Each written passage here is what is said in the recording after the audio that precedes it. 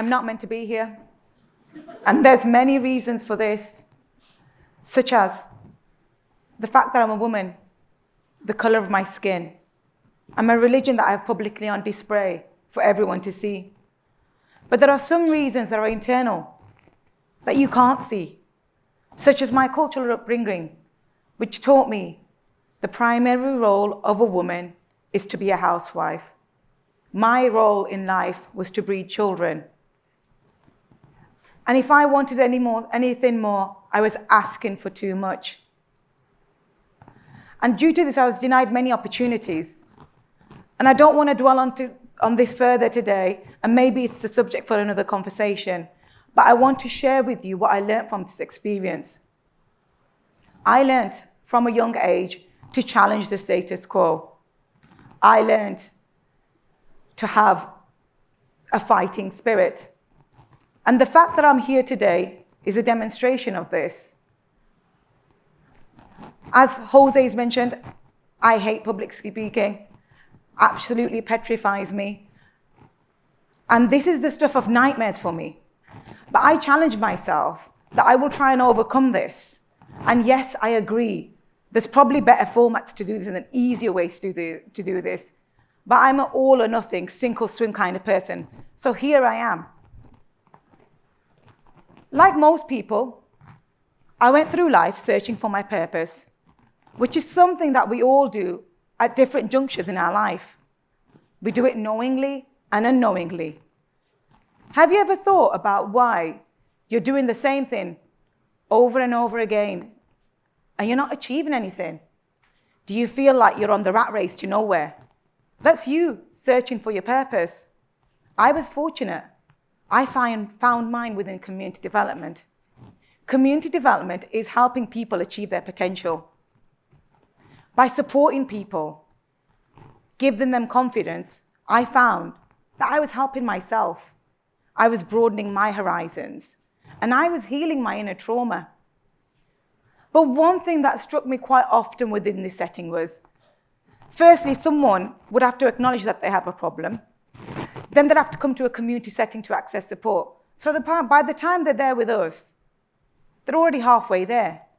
What about if we could help people before they've even realized there's a problem? What about if we could help them in their home? How many more people could we support? So one thing that you probably won't realize when you look at me is that I am wait for it, I'm a landlord. I'm that evil within society, the one that lives within the cracks and leeches off the poor. Well, the mainstream view of a landlord is not very far from this picture. I hope by the end of my talk, I'm able to dispel some of the myths surrounding this sector, and I'm able to challenge some of the negative, stereotypical views. Now, you're probably thinking that's a bit of a leap from community development to landlord. How did that happen? Well, remember I was saying I was looking for a way to do community development at home. My husband is an established landlord, and we decided to combine our speciality to create something different and something innovative. Now, today I'm going to be talking to you about the private rented sector. The private rented sector fundamentally consists of tenants and landlords, and they are kept at polar extremes to one another. They're two fundamental pieces of the same jigsaw puzzle. I want to talk to you today about how we bring them pieces together and create the touching points. Now, I'd like to gauge an awareness of how much people know about this sector. So I'd like to ask you, how many of you are landlords yourself or know landlords through friends and families? If you can raise your hand, please. Thank you very much. And how many of you are tenants or know tenants through acquaintances, colleagues? If you can raise your hand, please. Thank you. Because a lot more of you have raised your hand around knowing tenants, let's start with that. Many tenants will tell you the horror stories surrounding their landlords. They don't care, they don't fix anything, but they're quick to take my money. Many tenants will tell you about I've heard many tenants tell me about the discrimination they face, the rejection that they've had on different bases, such as their age, their background, their abilities, even the fact that they have pets. The Joseph Rowntree Foundation tells us 1/3 of tenants are locked in poverty. There are some people that choose to be tenants, but there are many more that are forced to be tenants. And the COVID pandemic has only increased that inequality within our society. My own background of disadvantage allows me to understand the challenges tenants face. I've worked within social housing and within local councils, and I've seen the tenancy support model happening. I've seen the ethos of helping your tenants and what that leads to. When I went out looking for an equivalent model within high street letting agents, I was astounded by the lack of choice. Thus, this led me to set up my own ethical letting agency. We provide day-to-day property management and repairs, but we also support our tenants. We offer a hand of friendship. We listen to them. We link them up with their neighbours. And community settings such as schools. We signpost them to referral agencies. And sometimes this support happens before they've even become our tenants. At a recent property viewing, Miro came along looking for a family home. He brought across his neighbour with him. Now, this is really strange because people tend to bring friends and families, but it was a first for me. Miro said, "I'm desperately seeking a house. I've been rejected 15 times. Due to the fact that I claim benefits and of my ethnicity, I've brought my neighbour along with me. I've lived next to her for 15 years, and I want her to, and she will vouch for me. My landlord is taking advantage of inflated property prices and wants me out." So I asked Miro, "Have you been given the right notice?" He said no. He was too scared of a bad reference and rocking the boat. So I spoke to Miro's landlord on his behalf.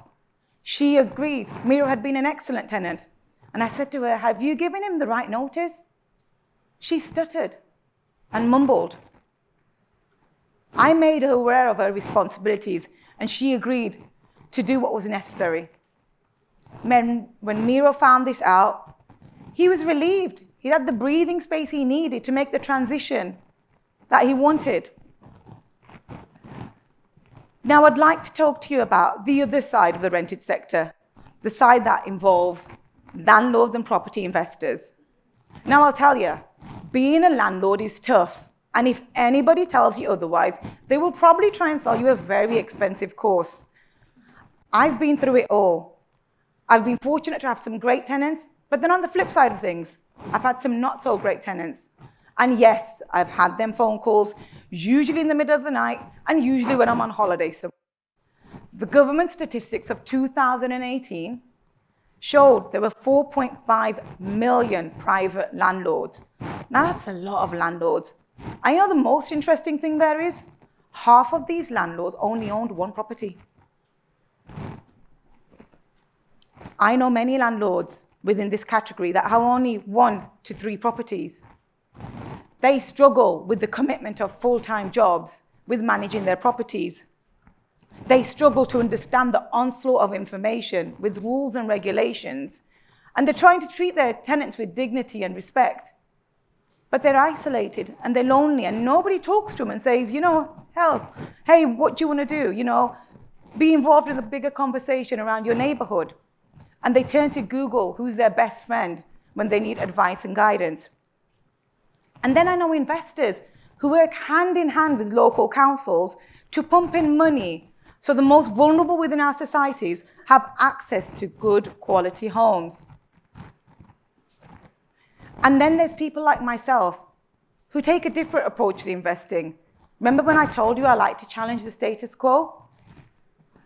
I go against the fundamental rule of the landlord rulebook, which says, don't put all your eggs in one basket, diversify your income. Well, who cares? I take a place-based investment approach, which means I only invest in my immediate locality. I'm quite selfish about impact. I want to see the changes my investment is making. And in this way, I'm able to improve the quality of tenants, improve the quality of housing, reduce issues like fly tipping and crime. And also, I'm able to root out undesirable tenants.